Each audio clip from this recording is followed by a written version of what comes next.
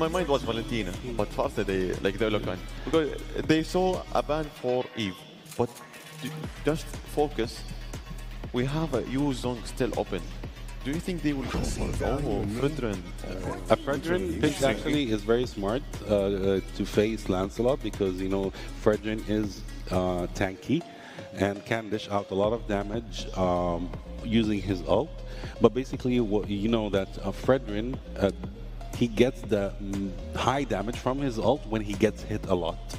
So basically, he should get hit a lot, have very low HP, then use his ult so he can actually dish out a lot of damage. So they are depending on that to happen from, of course, Lancelot, since Lancelot and Farsa might actually use their ults or use their damage, focus their damage on Fredrin, so he will benefit from that a lot.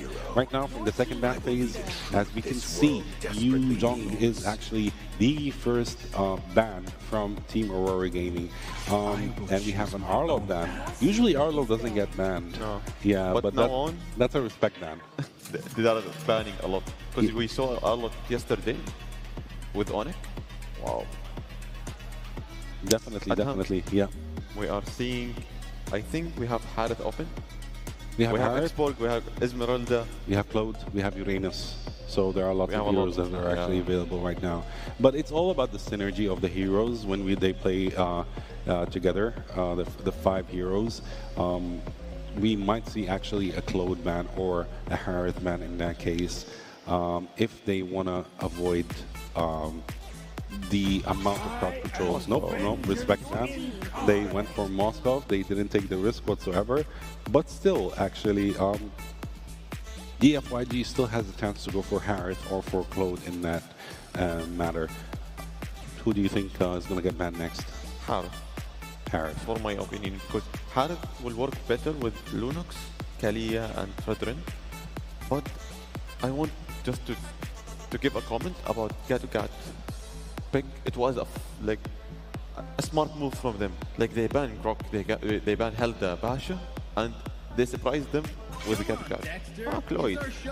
Claude is getting banned.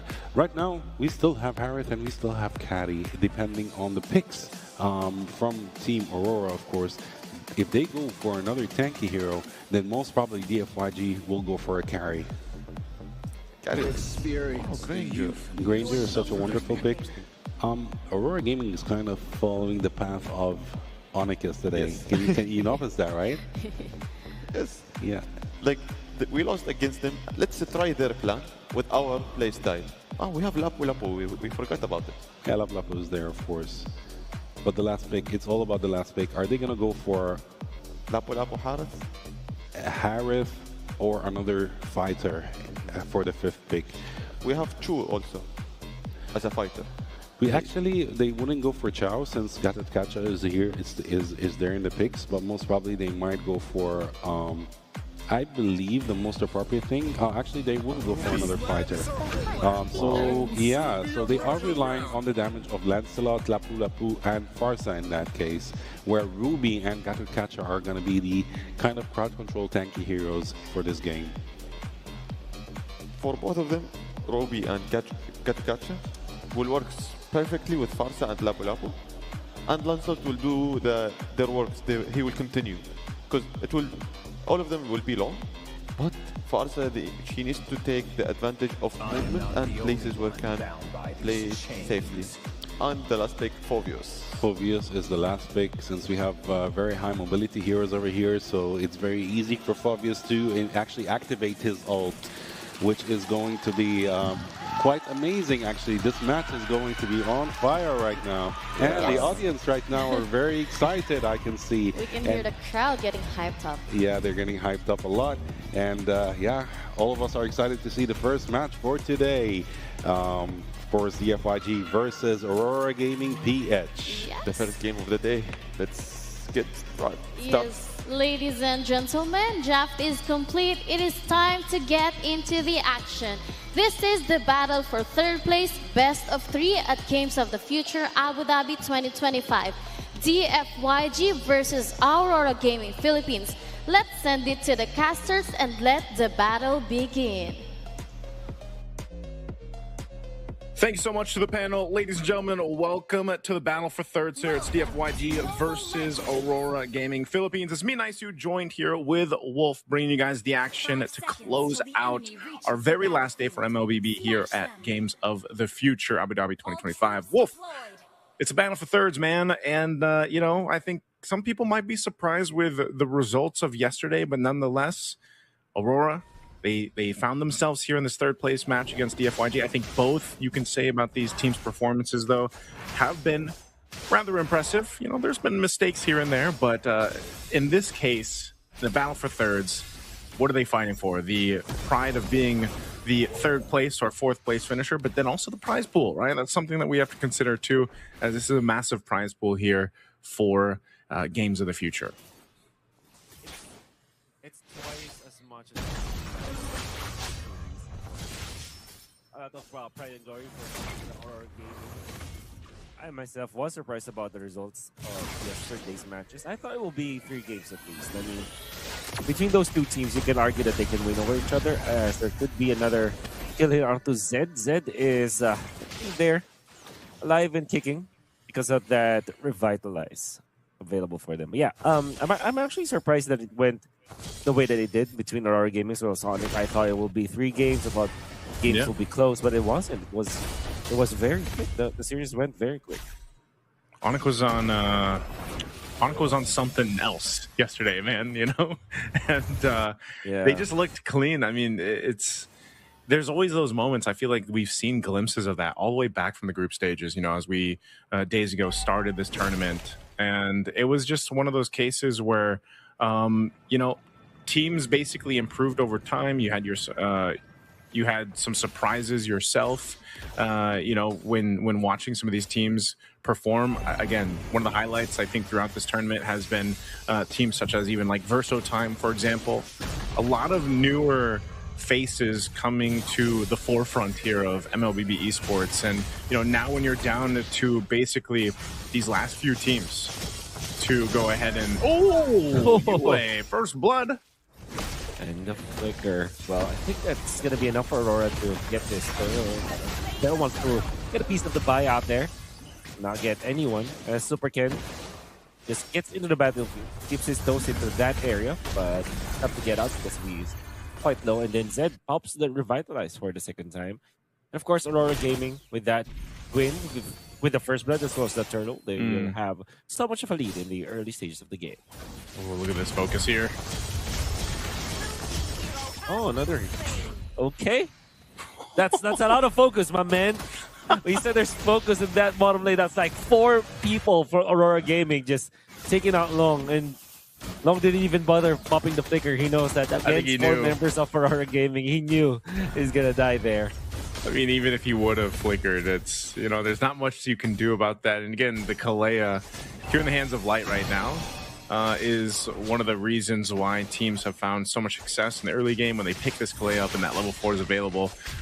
Little aggression here coming out from Super Ken too, taking that orange buff, but he's going to be able to go ahead and rotate now to his. Demon Kite already got that information, so Aurora might actually go and try to support Demon Kite in taking this.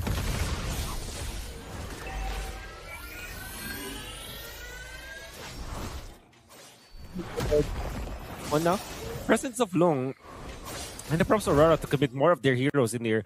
They're not giving up. They're not letting up. They really want to take this. It gives a slam onto Long. Long is going to be taken out without a fight at all. They will take out 1, but they will lose more. Super Ken now in trouble. A double kill for Dom and Kite.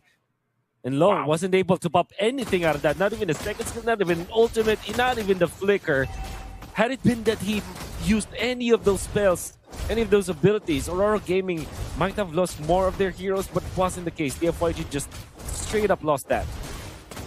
That is such an aggressive Lunox right now, man. Yue earlier got the first blood, and he hasn't let up at all. Okay, they want to go for Light this time. They do have the damage with the Feathered Airstrike. Knocking up Super Ken this time, the AOG to protect the Great. Oh, that's a Granger, look at that. Dominic Kite on point. And gets a double as well. Man, Aurora Gaming are so frustrated of what happened last night. They're letting it all out on DFYG. I feel like they just came in with a vengeance in this game 1, man. I mean, even the way Doman Kite's rotating up here, you see this. This Death Sonata that you're going to see him secure here, if it's still in the replay, is just on point. E1 was able to provide tons of damage, you know, with this feathered airstrike from the Farsa, but unfortunately, you know, once that's gone, you're kind of just left there in the winds. And so far, with the way that Aurora Gaming Philippines has been rotating around the map, it's, you know, they're taking what they want. Again, before all that broke out, I was saying UA is probably the most aggressive Lunox that we've seen played here so far in the tournament, just because of the way it started for him after getting that first blood. And they continue to play into this advantage. Yep, and that is kill. No, oh, it wasn't. Zed is able to pop the ultimate. Demon Kite wants to finish the job. Into the middle, though, Vel wants to take down Dominic Kite, but the flicker to the left side. Oh, the footsies coming up from Dominic Kite, outplaying Vel. And that's skill number 8. Now, Demon Kite wants to go for more, misses the Appraiser's Wrath. In comes Zed. To attract the attention of Aurora Gaming, E1 will survive because of that. But how about that Dominic Kite flicker, man? That's what I like to call the athletic flicker, man. You know, it's you're breaking ankles, flickering into the bush, and it was good usage of it, obviously. Dominic Kite now stacked up at 5-0 and 2, UA as well. So part of the main issue for DFYG and making themselves get back into this game is not letting this continue to stack up, not letting that snowball continue to get further here for Aurora Gaming PH, especially on those members. But with this lead, it's so difficult because you're just gone in an instant like Super Ken. Yeah, that's a Lancelot what they took out so easily. Zed. There's a pull. Tried to save his teammate. He did pull out Demon Kite. They do have the their strike, but they are losing more members and they are gaining kills. It's a 3-for-1 trade-off. Demon Kite, definitely a good target, but in exchange for an explainer, their own jungler, man, this is difficult. They might even lose this turret unless Long takes advantage. Nah, it's not even trying. Aurora Gaming are just getting kills, turret, objectives, left, right, and center.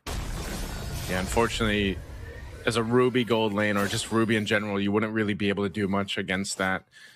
We'll see. The turtle's going to be started up here.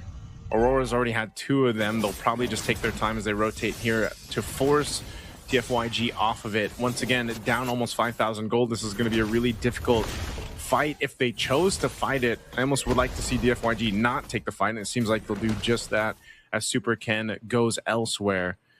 Again, you don't want to let this this wound keep bleeding. You know, you kind of got to stop it the best way you can, and with this kind of lineup, too, it's going to struggle because of the fact that you also just don't have that traditional marksman.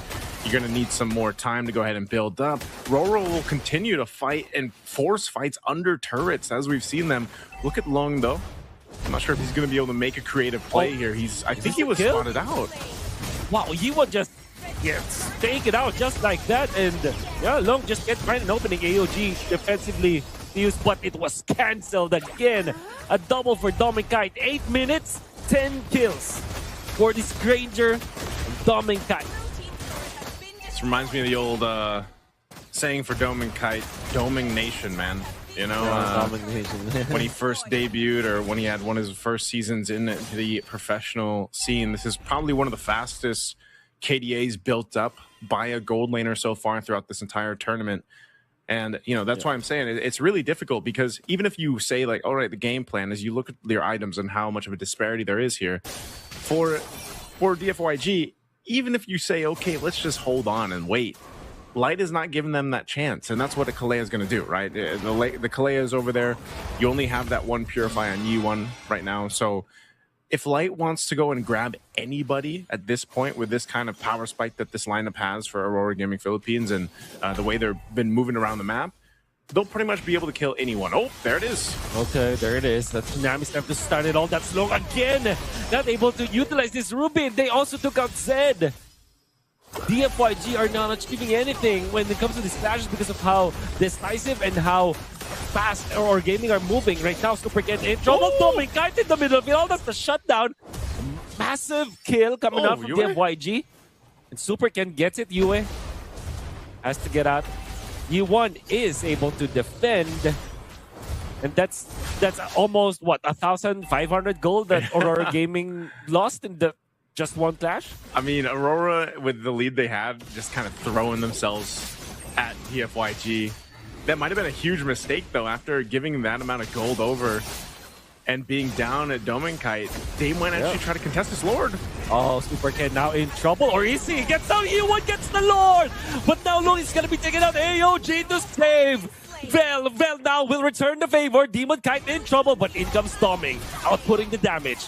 Lapu-Lapu out. Zed receiving so much from the Death Sonata. Super Ken's recall will not continue though, but they did take the Lord. Oh, what a taunt and a stun. I think they A can just run it triple. down. They might just run it down. You're right.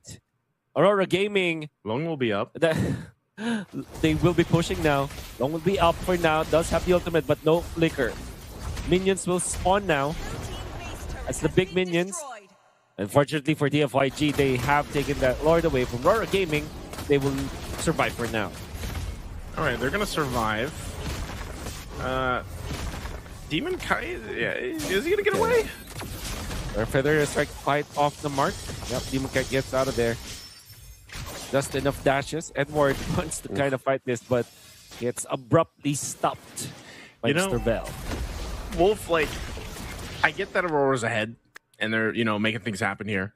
But I don't know, man. If they continue to play the way they've been playing and they, accidentally give way too much gold to DFYG, DFYG could actually turn this around. There could be an instance here where they somehow get enough gold on the right targets, and then they get tanky enough too to basically survive that damage being thrown at them. I mean, you already saw Zed and Vel. They're getting tankier. They're getting the items that they need, and who knows? I think even with this 6.5k gold lead that Aurora Gaming Philippines has, once again, if they don't kind of tighten up here a little bit, they might end up making a mistake that turns this game around.